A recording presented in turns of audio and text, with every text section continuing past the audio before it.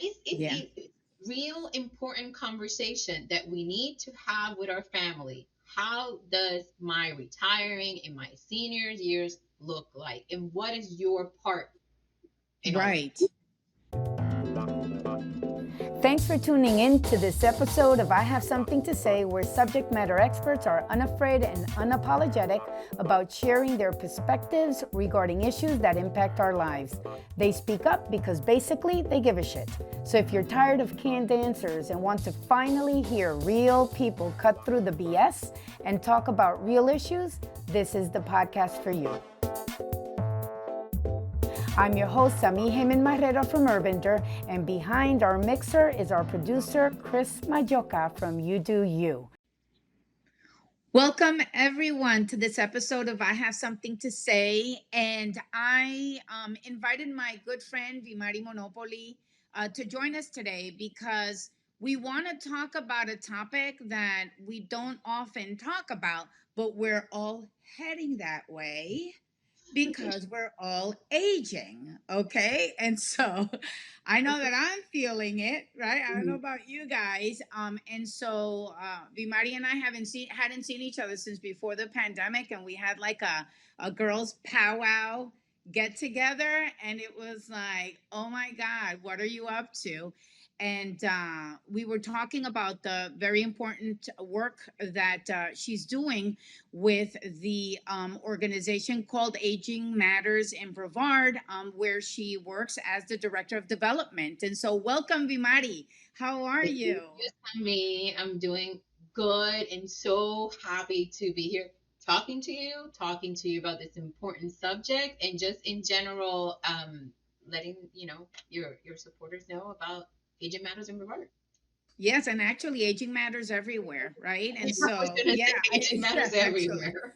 yeah. And so, I know that when we were talking over a nice, glass of wine and some hors d'oeuvres, Mhm. it got very serious real quick, right? When we were talking about specifically, aging in isolation. But, Mhm. and this was after, you were talking to me about all of the wonderful work that Mhm. you guys do in your organization, which includes Meals on Wheels and, at home care and volunteering programs and creating activities, right, to engage with elderly, with people, 55 plus, or people that, are in the aging community. I mean, talk to me a little bit about how you landed in this wonderful space, right? And all of the wonderful work you do, and then how this problem or this major issue of aging and isolation, Mhm. It's has real. you It concerned. is Has you affecting. concerned, right? Yeah. We should all be concerned. First of all, like you said, we're all heading that way.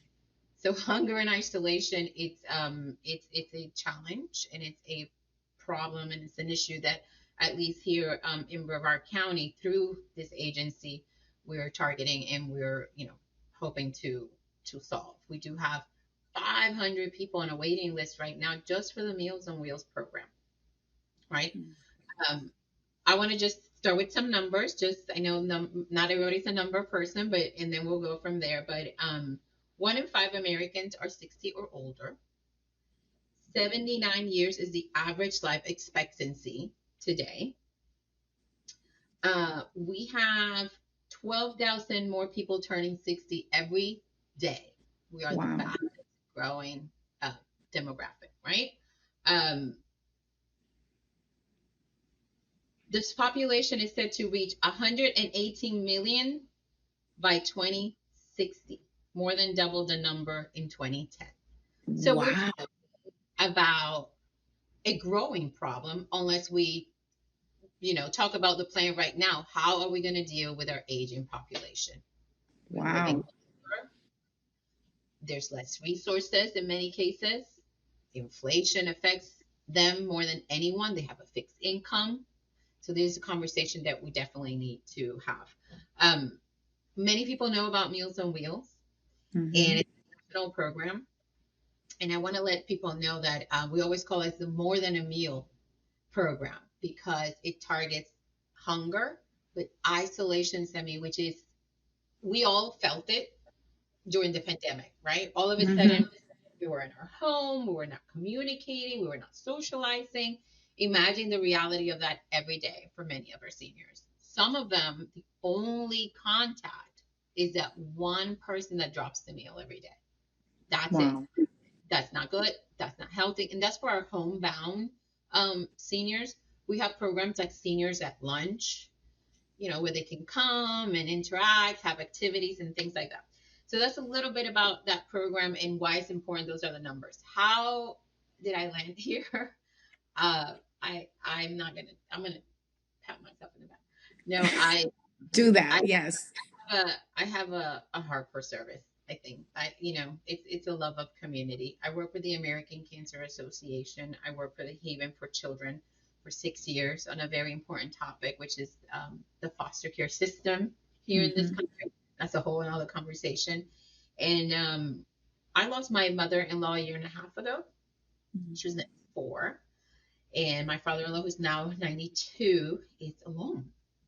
Mm-hmm. It, it's alone, and it hit me and my husband.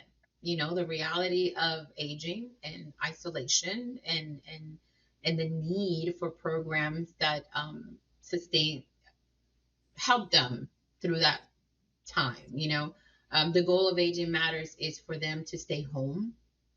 So whether it's home care, like you said, whether it's handlebars or a ramp or someone that comes helps with the cleaning or a ride to your doctor or a ride to the supermarket or that meal, what can we do to make sure that you are living with dignity and independently and can stay home? So that's a little bit about what we do, and why I'm here. I couldn't say no.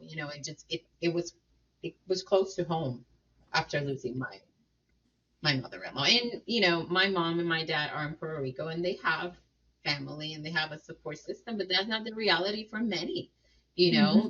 Children grow, they leave, they have their own family, and then what? So. Right.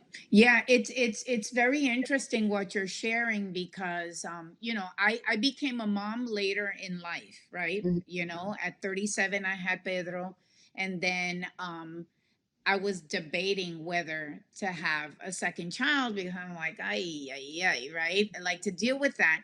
But I got to tell you that I was not even persuaded. I was just convinced or presented with a single child, right? Mhm. A single adult child Mhm. that's an immigrant in here in the US, and Mhm. not being able to be supportive to her mother that was in their country of origin, right? Or easily or readily available, because she was here, made Mhm. me think, oh my goodness, to have my son go through that alone in life, and that's why Catalina's here, right, in the world, because Uh-huh. you start thinking about that caregiving process, right? Mhm.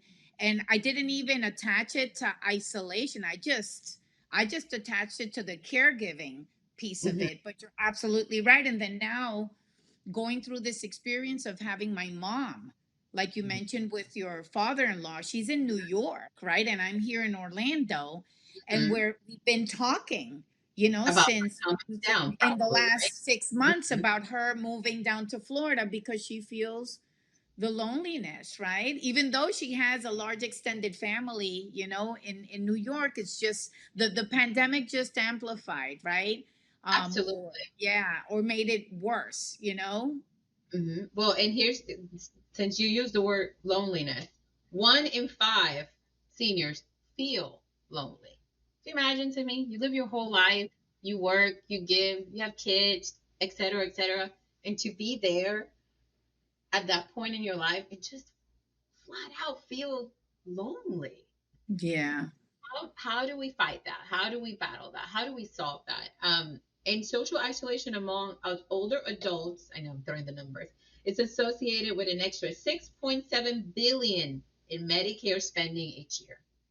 So it's not just an emotional problem, it's actually an economic problem, you know. Yeah. So it's extremely important, and I do invite the community and your listeners to look into it. Look at the agencies that are doing something about this. Look at your own family. Look at your plan. Do you have a plan for your parents? Like you now bringing, Yeah. what does it look like? Do you have enough funds? Do you know the resources? What tools are there for you to help you, the caregiver, like you said, Yeah. go through this and make sure that in the sunset time of their life, it Yeah. is quality. It has quality, has dignity, and that we're part of that solution. So Yeah, and as much independence as possible too, because that's like, the kicker here. So you mentioned before that I mhm, don't that's soon in the next what decade or so. I think one of the numbers was that the aging or the older population is going yeah, to reach. I think you mentioned 110 million. 118 million Oh people. my goodness. Could you imagine? I think there's like 350 million people in the US. So we're talking about one in every three people. We're having less kids and we live longer. That is just the reality of this country. Period. So how are we moving? And take a pause if you are even in your 20s, your 30s. How are you preparing for this time of your life? It's again, it's an important conversation. It's something that we need to look uh, to, and how can we as a community come together and gather our resources to Yeah. make sure that our Yeah, seniors. and intervene. So what are some of the solutions that, as you're doing your work, you found, Mhm. m- Well, make a difference? Like things that can be, how do you say, like on that to-do list, right? On like step 1, step 2, like things that you can do step to. one, volunteer. Do Find somewhere, find a senior center, find a Meals on Wheels program on your area. They're all over.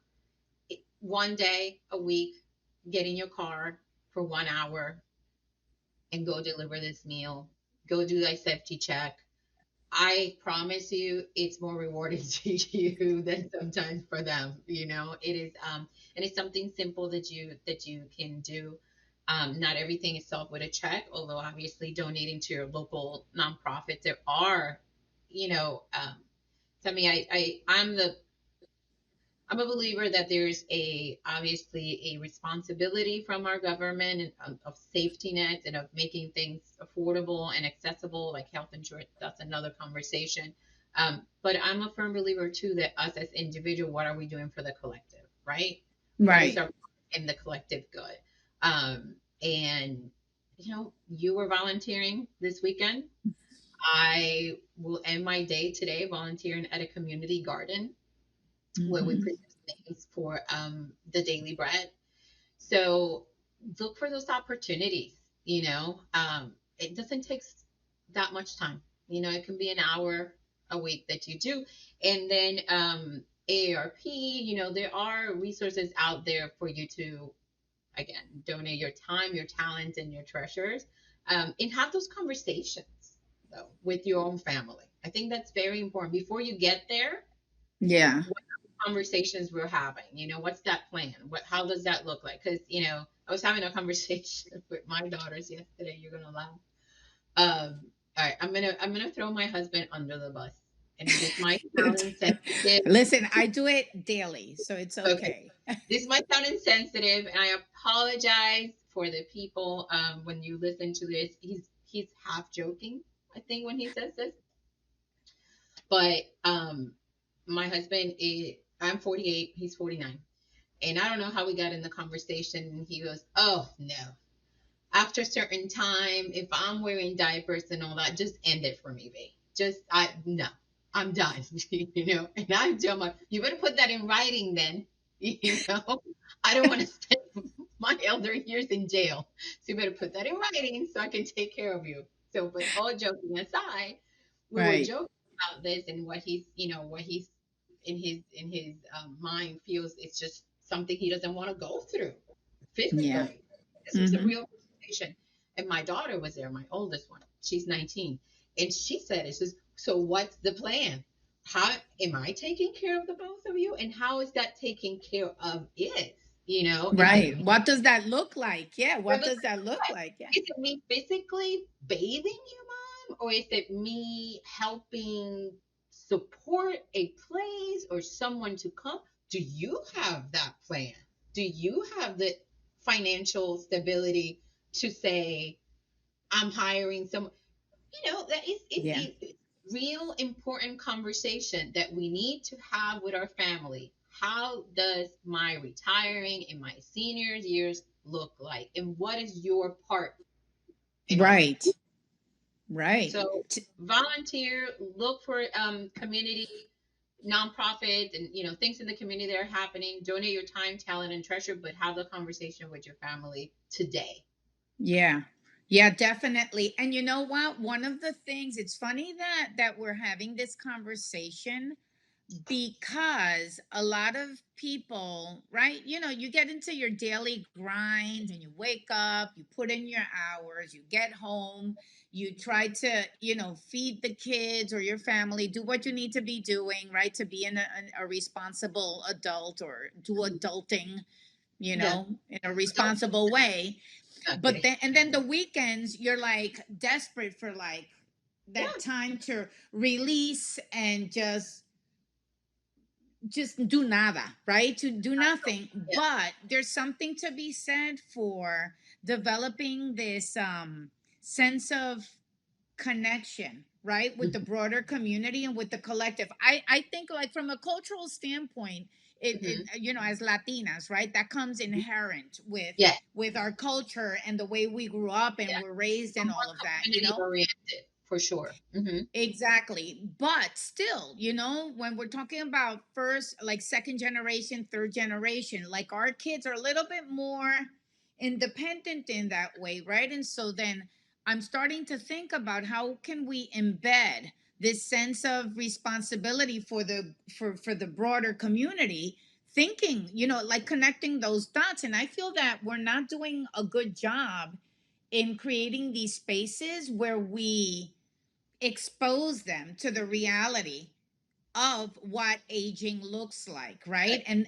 And creating that awareness and becoming more Because you want to conscious of. be prepared before it happens. It's happening.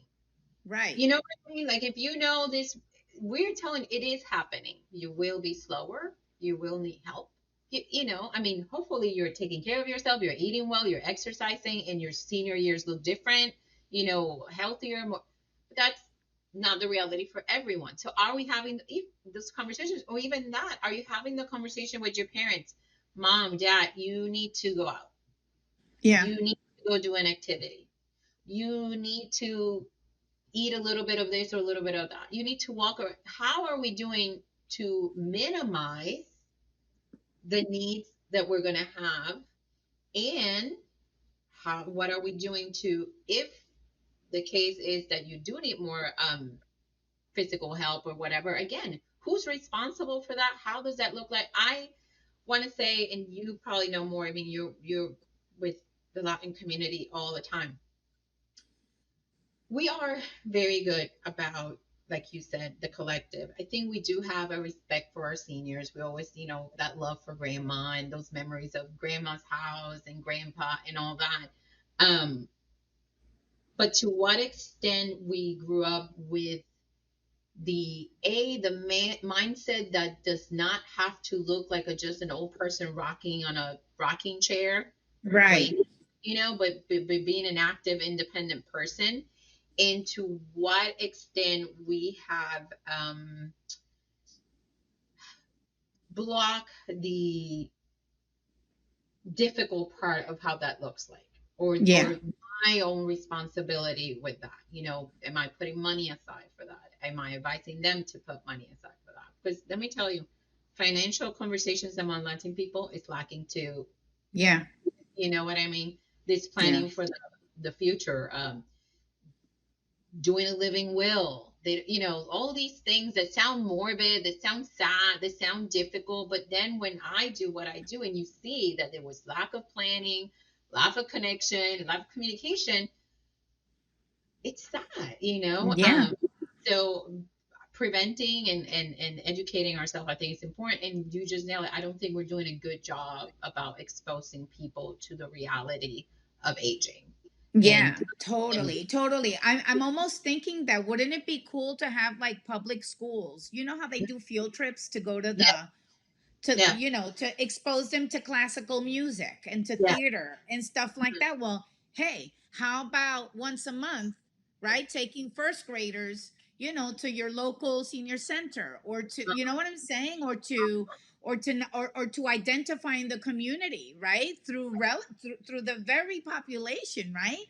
yeah, Who has a grandpa, who has a grandma that lives alone and needs help, and then just show up, or I don't know, everything from writing a card, or yeah. Oh, absolutely. yeah, or just showing up, and then also, just thinking about pride too, teaching also older adults to ask for help. You know, Oh, I yeah.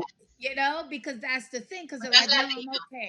That's I'm Latino. okay, I'm okay, to be okay with saying, okay, I'm independent in all of these areas, right? But right now with this one thing, okay, Mm-hmm. let me own it, and Yeah. just call a friend, call a I relative, know. I need a yeah. ride here. I need to do this. I'm able to, absolutely. But Because that that's another thing that we need to work on. It's mhm. like, and I guess I have to start working on that too, because I don't like asking for help, right? And so I think that it's you just put that in my Well, head, if anything today, I planted a seed on Sami today, people.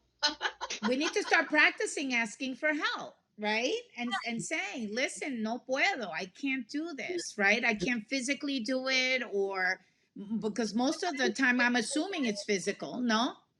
It's physical, but that's the psychology also of aging and the stigma of aging and independent. What does that look like? There's just so many components. Yeah. It would be to be aging uh gracefully and openly and humbly, when you need the help and when you can help and all those things. But that's just deeper as a society and as a collective again. But um you're going to be doing now yourself. You're going to look at yourself. Do I need help in this? Am I doing too much? Do I have a plan? What's the plan for me? How does that Hmm. look for my kids? And what is the plan with mom in New York? What's that Yeah, I know, conversation? we're dealing with that right now. Yes, So, yes. so she comes, and where does she live? Who does she interact? What's her daily is going to look like? Is this going to be adding to you? Are you going to be more stressed about this? So all those conversations, so we can do it and do it effectively. Again, do it with dignity, do it with love, and not as a burden, or as a or things like that. So again, many conversations that we can have, in many things that we can do, and it starts with conversations like this. So Yes, definitely. And there are programs, right, where, because I know that parents might feel squeamish. Like I'm hmm thinking right now, having this conversation, squeamish about having their kids, hmm like, for example, help them with their hygiene and things like that, right? But there are programs available, right, where people yeah, will come just for that, just right? for that. So there will be, like, for us, we can send someone a few hours in the morning, make sure that medication is being taken, make sure they're clean, help them move to, we have a person, she's diabetic, she can't see. So our home caregiver goes, helps her move from the bed to this chair where she can see outside, take the sun. She gets her insulin, gets her meals, and things like that. So we offer that, and again, so do your research and look within your community what programs are there to help with that. And so don't think you have to do it alone. Don't, Yeah. no. Yeah, definitely. And so, but you mentioned at the beginning that, for example, for the Meals on Wheels program, you have 500 people on the waiting list. 500 people on the waiting list right now, and that is because of some drivers, but funds. Just like anything Yeah. else, if if the price of food goes up, that means Yeah. it takes more money to make these meals. So then we Yeah. assess our seniors and we put we have a scale, right? So 1 to 5. If you score a 5, you don't wait. This is a person that's homebound. Nobody's going there. They need for us to go check them every day and bring them Yeah. nutritious meal. Because that's something else about the Meals on Wheels program. It's not just we're heating up some SpaghettiOs. Like it is a, A nutritious, nutrition solid meal. Yeah. based on guidelines and things like that. That it's what they need. Um, so if it's they score a 5, it goes. But if you score less because you might be a little bit more able to move, or there might be your daughter coming once a week to there's Yeah. something that so we have to unfortunately put you on a waiting list. Right. um the pandemic, which the pandemic was actually positive for nonprofits just because a bunch of money was coming Yeah. from the federal government, so we were able to eliminate our waiting list, and we Uh, were able to eliminate some needs we had in our kitchen and things like that. But since that money is gone, and here comes the need again. More people are either moving to the county or aging or getting to that point, and now they calling us for help. So that's my job as director of development, is make sure that we have the volunteers to be able to mhm. deliver these meals, but also the funds so we can continue to produce the handlebars, the ramps, the meals, the caregivers, and everything we do. The seniors at lunch, because again, it's not just the meals that go, but we're very proud of that gathering place where they can go and play games, Yeah. activities, socialize, listen to music, have their night's meal, and then go home. So we saw the need when the pandemic hit and everything had to be closed, how that affected the seniors that were so used to going. So they were Yeah. very happy when they open again. And that's another great thing. Volunteer, look for local places like that, and go help. You know. Yeah. And so I have a question for, because as a small business, right? I'm just thinking of the business community too, right? So Yeah. do you engage as part of your Yeah. role with the local business community? Yeah, because I'm listening about the handlebars and stuff. So I'm Listen thinking to the people. contractors, local Yes. contractors can help with the If we do installation and all engage, of that. they can donate, let's say, the materials for the ramp or Great. whatever that might be, and then we have our handyman that go and help and do it. And let me say this loud for the people in the back: philanthropy is good business. If you Yes. are a business owner and you want to maybe differentiate your business that's exactly like the business that 3 streets down, whatever, 3 blocks Yeah. down the street, what are you doing for your community? How are you being part of that collective good? Because when people see that, it might give you the edge. And I'm not saying don't do it from the heart, but it's true. Yeah. Philanthropy is good business. Collaborating is good business. We just put a program called 2 programs. It's 2 part of it. So we have now the More Than a Meal Club, right? And we ask our supporters to donate $1 a day, $30 a month. That will feed one senior for 1 week. Set it up, set it and forget it. You're helping with the program, and you will be part of this program, and you'll get all the information of the good we're doing every month. But the second part to that is our Power of Local campaign. So we're challenging our business to harness the power of local and be part of the More Than a Meal Club by allowing their patrons to round up their change, right? And we're very excited. Actually, Thursday I'm going to a fabulous food truck. I want to give a shout out to Pucker Up Vegan Eatery, and they say we want to do it, and they're super excited. And now when people go, they have that opportunity to learn about our services but also round up their change, and that's something great that they're doing because they understand their role and how, Right. when we do harness the power of local, we are better. Remember when the pandemic, the better together phrase? Yes. It is true. We are better together as a community. So So, things like that, programs like that, they're easy. If it's not for seniors, if you want to do it for children, whatever your cause is, just as a business owner, ask, what can I do? We have a Yeah. supporter that is putting a QR code at the end on his invoices Yeah. because he supports us, right? So Uh-huh. he's telling, it's an opportunity for them to tell his clients, this is important to me, and if you want to learn more, just here's the QR code. Little That things is, like that. Just yeah, that is working awesome. And so together. these are, yeah, these are You some know, really creative solutions and ways to raise awareness to and raise get awareness new and sources of get funding. people. Yeah. So it's so that's mainly my job to think outside the box. I love it. How can we Yes. recruit the people to donate, to volunteer, and just to be aware Yeah. of the opportunities out there and of the needs in our community. Yes. Yes, that sounds really, really great. And so so some key takeaways here, Hmm. and jump in, right? Because we do better when we work together, right? We Yeah. do better together. So first, we're all aging, you know. Soon enough, we'll be, people 60 plus are going to be one third of the population in the U.S. Think about this, people. And go local, Hmm. your neighbors right there. There's organizations where you are, where you can either volunteer to go deliver a meal once a week. That's not going to Hmm. break the bank. No. You don't have to buy anything, you don't have to do anything. You just have to go pick up a meal and go deliver it to a Hmm. person that is isolated, feeling lonely, right, and needs and is hungry.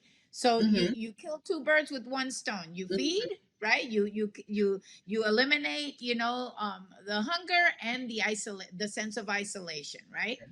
Another thing is, if you're a business owner, these are my takeaways. If you're a Yeah. business owner, add a QR code that goes to your invoices, to your, maybe your email signature, saying, hey, this is a cause that I support because we're all going there, Yeah. right? And they're going to be like, what the hell you're What talking is about? this? And then boom. What is this? And then they'll be, and then it's like, dude, Yeah. you're getting old too, right? And so hoy por mí, mañana por ti, right? Like we say in Puerto Rico, today for me and tomorrow for you, right?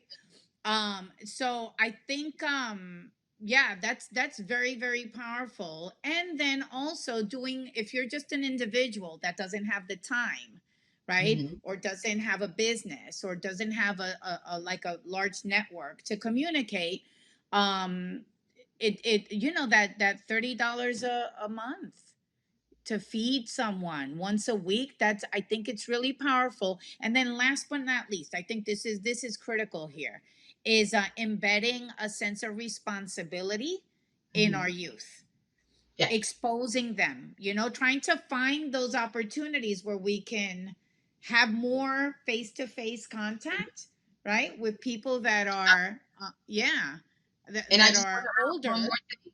And I just want to Yeah. add one more thing as a takeaway. Talk to your family about Yes. your plan for aging. What is your economic plan, social plan? How does aging looks for you, your significant other, in the role of your children, neighbors, community, whatever that might be. Start having those conversations because, like you said, we're all going there. So, how Yeah. does that look like for you? And in the meantime, while you're getting there, how are you? Can you be a part of someone else's journey? Exactly. So, Yeah, this is really great. Thank you. I knew we had to have this conversation because it got so deep, and I mean, we were hanging out and having a good time, but it all of a sudden got very deep, right? And very, yeah, it mm-hmm. because it's an important topic to have. And so I want to thank you, Vivi, for joining us today and sharing your experience in this space, right? And giving us some practical insights and tools on how to navigate aging Yes, gracefully and independently, as best we can. As best we can. Well, I want to thank you for inviting me. Love this conversations. Love talking to you. So happy when I saw you a couple of weeks ago. So thank you for allowing me to be in this space. Absolutely. Have a wonderful afternoon. Okay, Mama. All right. See you. Thank Ciao. you.